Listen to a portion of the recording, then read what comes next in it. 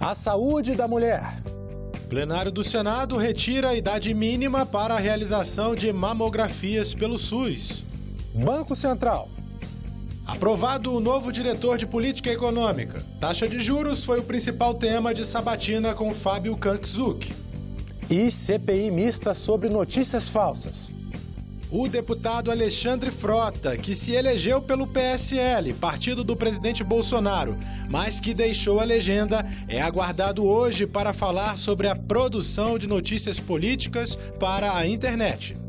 Hoje é quarta-feira, 30 de outubro, e esses são os destaques do Senado Notícias, que começa agora.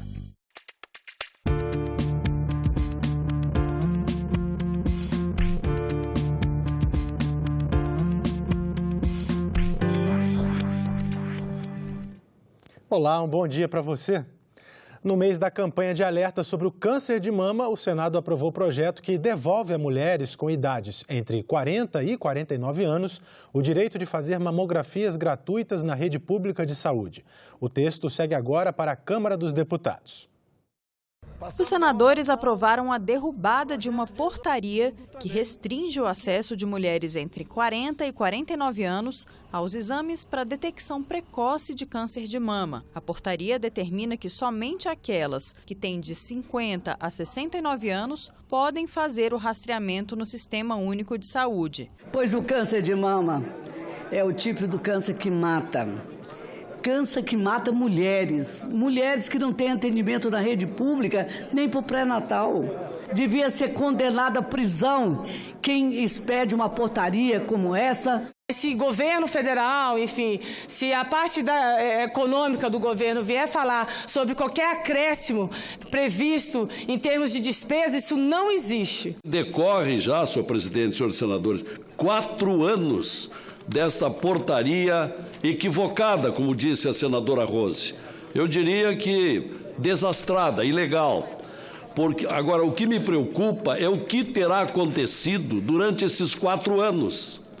Quantas mulheres, talvez, tenham deixado de receber o exame de mamografia em razão da existência desta portaria. O plenário também aprovou e enviou à sanção presidencial um projeto que retoma um plano de incentivos fiscais para construtoras e empreendimentos do programa Minha Casa Minha Vida. A proposta trata do regime especial de tributação para a incorporação de unidades residenciais de até R$100 mil. O regime vigorou até 31 de dezembro de 2018. As estimativas, senhor presidente, era que o produto interno bruto da construção civil crescesse esse ano 2%.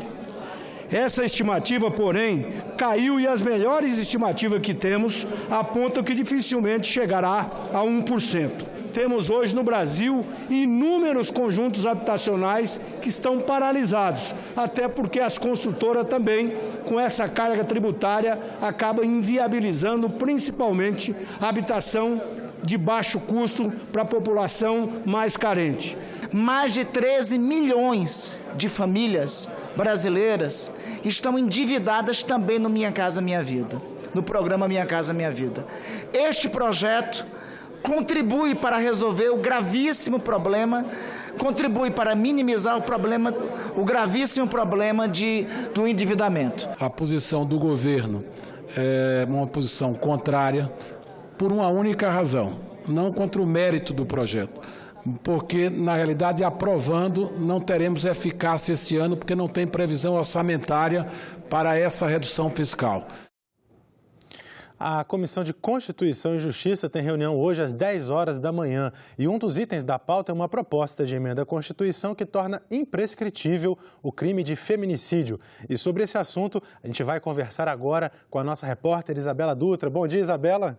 Bom dia, Tiago. Bom dia a todos. Feminicídio é o homicídio cometido contra a mulher por simples discriminação de gênero ou violência doméstica. Ele já é um crime hediondo e agora pode passar a ser também imprescritível, quer dizer, pode ser punido a qualquer momento.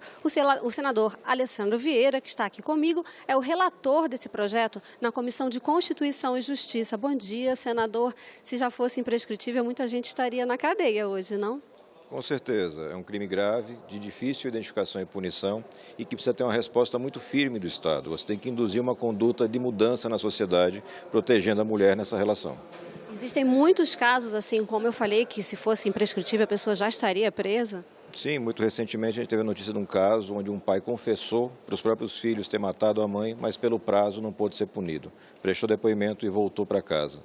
São crimes como esse que não podem mais ficar impunes. O Brasil tem que mudar, tem que evoluir e esse tipo de iniciativa legislativa vai bem nesse sentido. Senador, o número de casos vem aumentando muito. Esse projeto já está há algum tempo na pauta. O senhor acha que pode ser votado hoje? Sim, a gente tem um compromisso da presidente Simone Tebet em avançar com essa pauta. A gente sabe que existem sempre dificuldades que podem surgir, mas é muito provável que a gente tenha sim a votação e eu espero a aprovação desse projeto. É importante mudanças na lei desse tipo, como o senhor estava falando aqui para mim? Sem dúvida, você tem que ter respostas consistentes do Estado. O Brasil tem que mudar, tem que evoluir. É uma sociedade que ainda é muito machista, a violência contra a mulher existe, é real. E você começa a mudar isso com educação, com prevenção, mas também com punição séria. Iniciativas como essa, então, são bem importantes. Sem dúvida, é um bom projeto e a gente espera que ele tenha um andamento legislativo positivo. Nem preciso perguntar se o seu relatório é favorável, né? Sim, o relatório é favorável, é uma boa providência. A gente espera ter a aprovação rápida disso. Muito obrigada, senador. Bom dia para o senhor. Tiago. Obrigado, Isabela.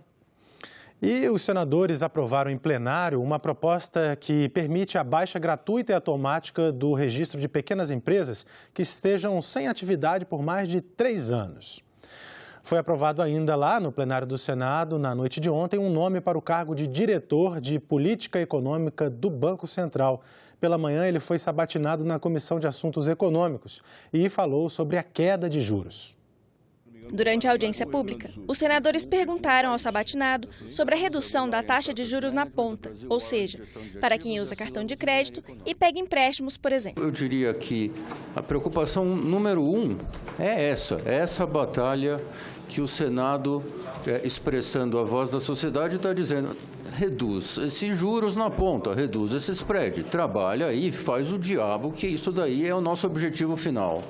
É o que eu percebo e eu tenho também que dizer que é o presidente Roberto Campos do Banco Central também, essa é a minha tarefa número 1. Ele respondeu, alguns não ficaram satisfeitos, tiveram que votar, tanto é que de 20 votos, 16 a favor e 4 contra.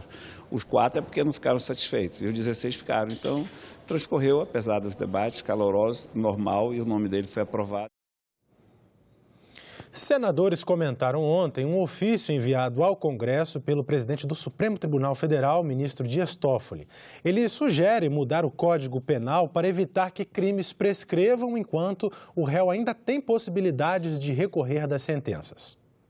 Esse ofício significa transferir um pedaço da casca da batata quente para cá.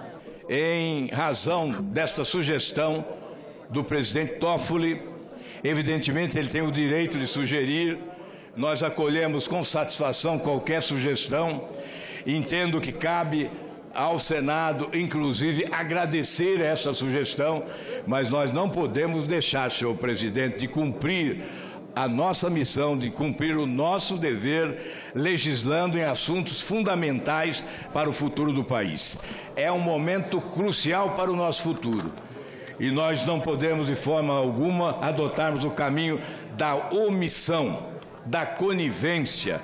Nós temos que ser, sim, protagonista desse momento histórico que o Brasil está vivendo. É inoportuno o ofício de Sua Excelência, com toda a venha e respeito à presidência do Supremo Tribunal Federal, mas é inoportuno. Está na Constituição e o Supremo Tribunal Federal sabe que os poderes são independentes e harmônicos. Artigo 2º da Constituição.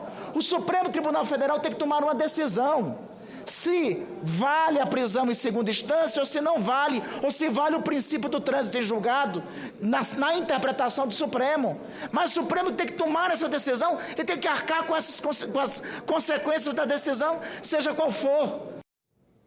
O presidente do Senado, Davi Alcolumbre, informou que vai se reunir na próxima terça-feira, dia 5 de novembro, com as lideranças partidárias para tratar dessa sugestão do Supremo Tribunal Federal de alterar o Código Penal. Davi Alcolumbre disse que respeita a manifestação dos senadores, mas que não houve intromissão do Supremo.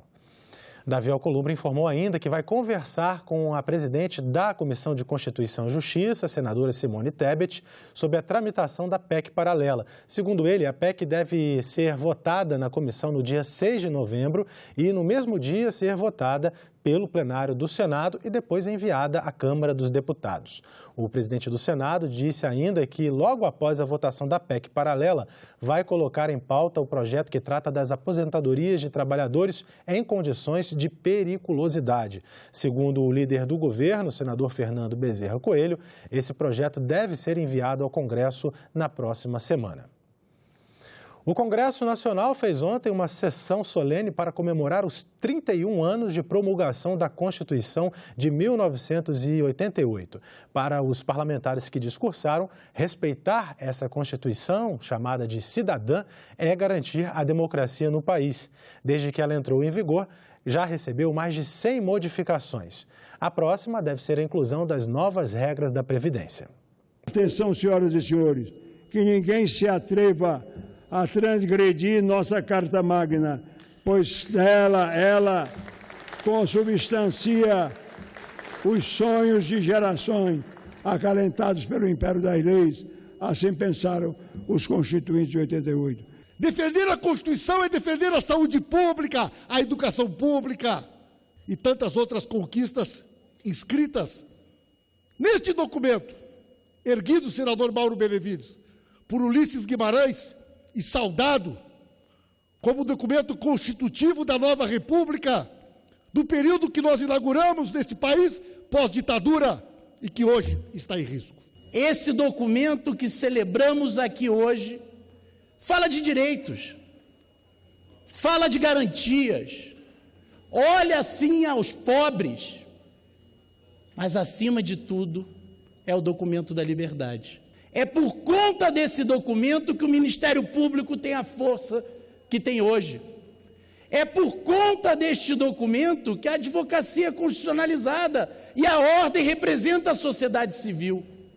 É por conta desse documento que, por maior que tenha sido a crise, os processos de ruptura, nós sobrevivemos há mais de 30 anos dentro do marco democrático. Em 31 anos, a Constituição promulgada por Ulisses Guimarães tem pelo menos um recorde. Foi a que recebeu o maior número de emendas. Serão 103, assim que a reforma da Previdência for promulgada. A primeira emenda é de 1992, mais de 3 anos depois da criação da Constituição. A emenda número 1 definiu limites para a remuneração de deputados estaduais e vereadores. Entre as emendas estão: a emenda número 16, de 1997, permitiu a reeleição para prefeitos, governadores e presidente da República.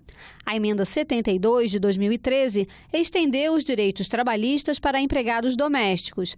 E a emenda 95, de 2016, estabeleceu o teto de gastos sobre o orçamento. A Comissão de Direitos Humanos discutiu nesta terça-feira irregularidades na gestão e na transparência da Fundação dos Economiários Federais, a FUNCEF. De acordo com a autora do requerimento, senadora Soraya Tronic, aposentados, pensionistas da FUNCEF e empregados da ativa da Caixa Econômica Federal pediram esclarecimento sobre a não devolução do contencioso trabalhista pago indevidamente pela entidade à Caixa. A venda dos ativos da empresa, loterias, seguro e cartões, também foi questionada pelo grupo. A representante da Associação Nacional dos Beneficiários da Caixa falou sobre as preocupações. Enquanto éramos subtraídos em tenebrosas transações, todos nós que estávamos na ativa e também os aposentados, não imaginávamos que as informações prestadas nas revistas coloridas que recebíamos da FUNCEF eram, na verdade, uma realidade cruel do que seria a nossa vida futura. Sete Brasil, Gradiente, Odebrecht, OAS, Engevix, JF, salas da FUNCEF no prédio da OAB em Brasília e Invepar são algumas das empresas que foram arroladas na Operação Greenfield e que causaram prejuízos aos participantes e que ainda nos trazem grandes aflições, por não sabermos qual o tratamento que os diretores da FUNCEF, em especial os indicados pela patrocinadora, darão a esses ativos. A crise na FUNCEF começou em 2016, quando a Polícia Federal deflagrou deflagrou a Operação Greenfield, que apurava crimes de gestão temerária e fraudulenta contra a FUNCEF e outros fundos de pensão do país. O presidente da FUNCEF explicou que depois da crise, diferentes medidas foram tomadas para manter a transparência e atingir as metas. Abrimos 48 comissões técnicas de apuração, as famosas CTAs. O que são essas comissões técnicas de apuração? Como os senhores sabem, a FUNCEF hoje é o único fundo de pensão que é assistente de acusação do Ministério Público na Operação Greenfield. Como tal, nós temos algumas obrigações, principalmente do ponto de vista de levantamento de evidência, levantamento de provas, trazer elementos para que o Ministério Público possa seguir o seu caminho, possa instruir os seus processos, no sentido, eventualmente, até não só de fazer as provas contra aqueles que fizeram os malfeitos contra a Fundação. O atentado feito com drones à maior refinaria de petróleo da Arábia Saudita, em 14 de setembro, foi o assunto da audiência desta terça-feira na Comissão de Infraestrutura. Senadores e representantes da Agência Nacional do Petróleo e da Petrobras avaliaram as repercussões do episódio para o Brasil. O ataque interrompeu o fornecimento diário de quase 6 milhões de barris de petróleo, quase metade da produção saudita e 5% da mundial. A princípio, o preço do petróleo aumentou de 11% a 13%. Os Estados Unidos aumentaram o uso de suas reservas de petróleo em 2 milhões de barris.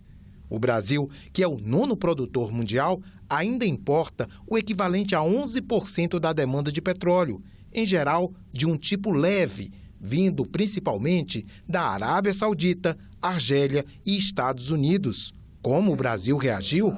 Que aprendemos com o episódio? Ele foi o maior impacto de toda a história, em termos de em um dia você ter uma interrupção de produção de petróleo. 5,7 milhões de barris por dia foi maior do que o impacto acontecido na Revolução Iraniana, no embargo que aconteceu na guerra com Israel. Nosso movimento de reajuste de preços aconteceu efetivamente, mas foi uns 3 dias depois e já no nível bem mais moderado, a ordem de 5% foi o ajuste que a gente fez naquele momento. Há necessidade do Estado brasileiro também refletir sobre isso e no futuro e se preparar, e inclusive aproveitando dessas riquezas produzidas no próprio pré-sal, porque a gente possa ter elementos para viabilizar uma política de defesa de longo prazo do Estado brasileiro. O desastre ambiental provocado pelas manchas de óleo nas praias do Nordeste acabou vindo à tona no debate. Quais são hoje, institucionalmente, os dispositivos, tanto de defesa civil quanto de preservação e recuperação ambiental, socorro às atividades econômicas, principalmente artesanais, que são atacadas? O pescador é o primeiro deles, mas não é o único. Para o caso de derramamento e vazamento de petróleo no mar, o que nós temos? E o que nós deveríamos fazer do ponto de vista legislativo? Tem hoje cerca de 500 agentes ambientais todo dia atuando nas praias do Nordeste. Já foram coletadas mais de 370 toneladas de resíduo, principalmente óleo. A gente percebeu diversas equipes amadoras atuando no Nordeste para ajudar as equipes a trabalharem com segurança. Disponibilizamos mais de 10 mil kits de proteção individual, embarcações, helicópteros, drones estão sendo usados da Petrobras para monitorar as praias. Agora vamos voltar a falar das comissões que se reúnem hoje. Vamos ver o que está previsto para elas na manhã desta quarta-feira. Vamos acompanhar aqui no nosso telão. Às 9 horas da manhã, daqui a pouquinho, na Comissão de Desenvolvimento Regional e Turismo, haverá audiência pública para debater incentivos ao turismo cívico no Brasil. Às 9h30, na Comissão de Assuntos Sociais, haverá 2 partes na reunião. Na primeira, os senadores examinam projetos. Um deles é o que facilita o acesso a procedimentos como laqueadura e vasectomia, dentro da política de planejamento familiar. Depois, os senadores fazem audiência para debater a regulamentação da avaliação biopsicossocial com base em equipe multidisciplinar. Às 10 horas, a Comissão de Ciência e Tecnologia tem na pauta projetos de concessão e renovação de funcionamento de emissoras de rádio e de televisão. Às 11 horas, a Comissão de Agricultura e Reforma Agrária faz a terceira audiência para avaliar a política pública Comércio Internacional Agropecuário. Depois de um pedido de vista coletiva, deputados e senadores votam hoje a medida provisória que extingue o Conselho de Controle de Atividades Financeiras, o COAF. Em seu lugar, surge a Unidade de Inteligência Financeira. O COAF, Conselho de Controle de Atividades Financeiras, surgiu com a missão de proteger os setores econômicos contra a lavagem de dinheiro e o financiamento do terrorismo. Por isso, foi capacitado para detectar qualquer movimentação atípica de valores. A Operação Lava Jato teve no COAF uma de suas ferramentas de sustentação. Com a eleição de Jair Bolsonaro e a nomeação de Sérgio Moro para ministro da Justiça, chegou-se a cogitar que o órgão passaria a fazer parte daquele ministério. Diante de uma forte reação do Congresso, o COAF foi mantido na pasta da Economia. Agora, com a medida provisória do Planalto, o COAF é extinto e dá lugar à Unidade de Inteligência Financeira, subordinada ao Banco Central. A Unidade de Inteligência Financeira será integrada por servidores públicos de carreira cedidos para o novo órgão. A MP prevê punições para quem vazar informações sigilosas. O relatório deverá ser votado na comissão mista, mas depois segue ainda para os plenários da Câmara e do Senado. O deputado federal Alexandre Frota, do PSDB de São Paulo, foi convidado para comparecer hoje à CPI mista das fake news. A reunião está marcada para 13h. Segundo o requerimento que aprovou o convite, Frota demonstra-se conhecedor dos bastidores da produção de informações políticas para a internet. O presidente da CPI conversou com a nossa reportagem sobre a reunião de hoje. A oitiva será com o deputado Alexandre Frota, que disse que tem muitas coisas para apresentar na CPMI. O requerimento dele foi aprovado, esperamos realmente que ele venha contribuir. Pode ser um dia polêmico, né, senador?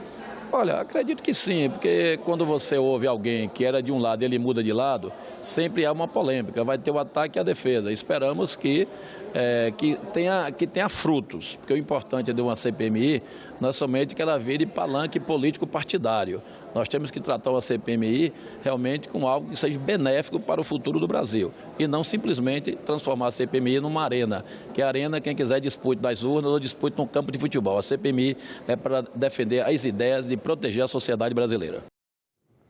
E ontem a CPMI fez uma audiência pública para debater a disseminação de mensagens de ódio na internet e de exploração sexual de crianças e adolescentes. Adquirir, possuir ou armazenar, por qualquer meio, fotografia, vídeo ou outra forma de registro que contenha cena de sexo explícito ou pornografia envolvendo criança ou adolescente é crime. O delegado da Polícia Civil, Alessandro Barreto, explicou na CPI das fake news que quase 600 pessoas já foram presas na Operação Luz na Infância, que tem o objetivo de proteger crianças e adolescentes de predadores sexuais. São crimes gravíssimos que são cometidos. Crianças abusadas desde os 2 anos de idade, com imagens, vídeos, fotografias de crianças que são exploradas. Em alguns casos, chegamos a encontrar manuais com título, por exemplo, como fazer amor infantil, como abordar crianças, qual a idade. O representante da Associação Brasileira de Estudos e Prevenção do Suicídio aponta que os usuários mais vulneráveis da rede, como pessoas com transtornos mentais e crianças, são mais influenciados com a transmissão de mensagens de ódio e preconceito. Temos observado que em cidades pequenas e médias o impacto é grande sobre esses indivíduos. E aumentando as taxas de suicídio. Nas cidades maiores isso tem um efeito sobre o indivíduo, mas a circulação da informação fica disseminada, o impacto não é o vizinho que sabe. O delegado Alessandro Barreto defendeu o projeto que facilita a localização geográfica dos criminosos. Em alguns casos emergenciais, por exemplo, risco de morte, abuso e exploração sexual infantil, as aplicações forneçam dados de IP, geolocalização, sem precisar de ordem judicial. O representante da SaferNet Brasil, associação que atua no combate a violações contra direitos humanos na internet, disse que denúncias sobre esses crimes podem ser feitas no site www.denuncie.org.br. Recebemos denúncias anônimas de 10 categorias de crimes e violações a direitos fundamentais, desde crimes sexuais contra crianças e adolescentes até tráfico de pessoas e outros crimes relacionados à dignidade humana, como, por exemplo, racismo, xenofobia, discriminação, intolerância, apologia e incitação a crimes contra a vida, que inclui páginas que fazem incitação ao suicídio, automutilação e outros atos de violência. E aqui no estúdio da TV Senado estamos com Marina Pita, ela é coordenadora do Intervozes, que é o coletivo Brasil de Comunicação Social, e vai conversar com a gente um pouquinho sobre esse fenômeno das notícias falsas. Bom dia, Marina. Bom dia, obrigada pelo convite. É uma situação assim muito atual, muito forte, recorrente. Todos os dias, qualquer brasileiro, acho que tem acesso à internet no seu celular, deve receber pelo menos uma notícia falsa. Quais são os maiores prejuízos disso assim, para a nossa sociedade em geral?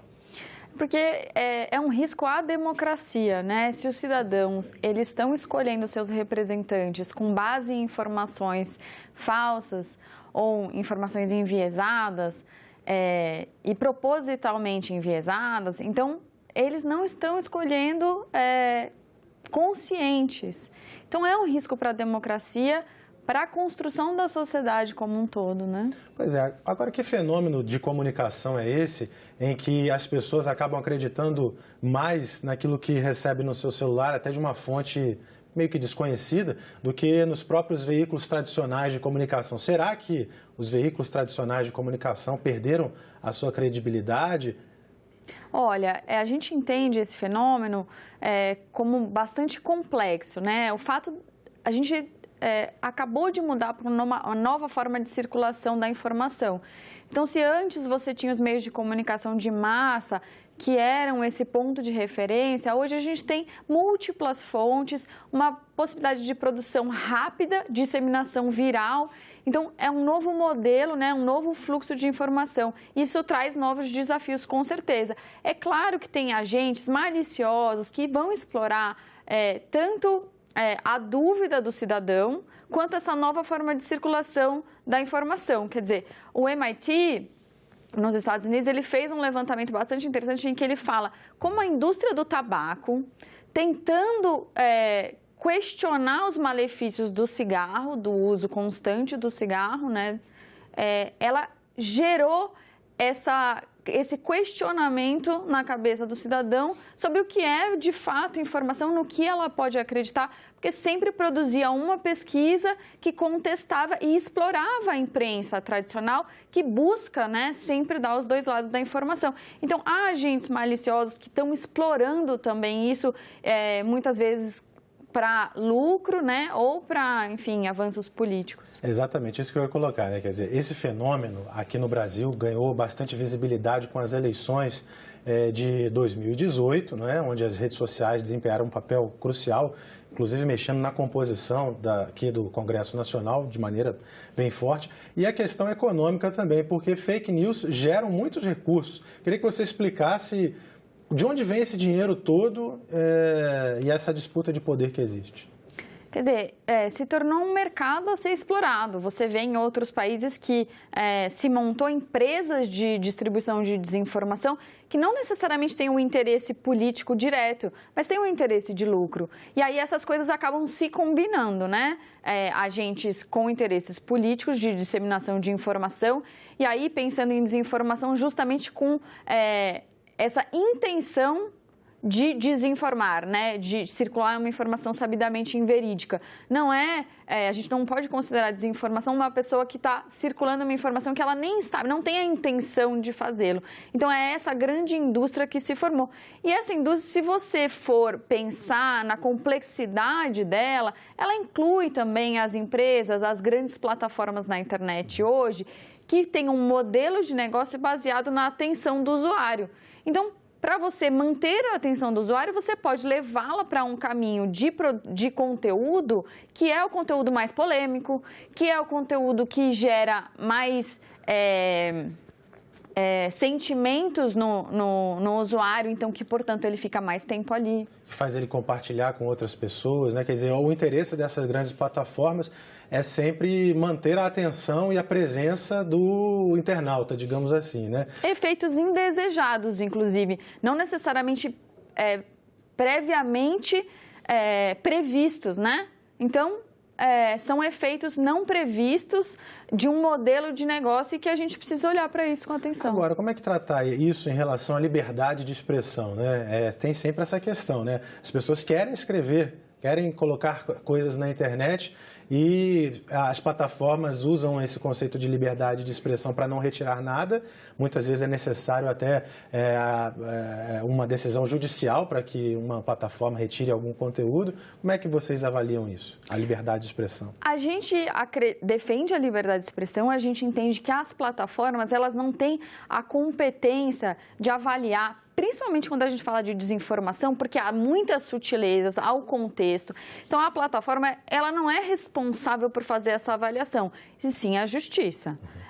Defendemos esse princípio, inclusive o artigo 19 do Marco Civil da Internet, que vai estabelecer que a responsabilidade da plataforma começa quando há uma decisão judicial. A gente acha importante porque as plataformas não têm uma configuração para avaliar todas essas nuances da circulação de informação e que a liberdade de expressão é bastante importante. Agora, isso não significa que não tem nada a ser feito, que a gente não pode aprimorar o sistema de justiça para ele ser mais célere, que a gente não possa investigar esses pontos de distribuição de informação massivo e industrial, né?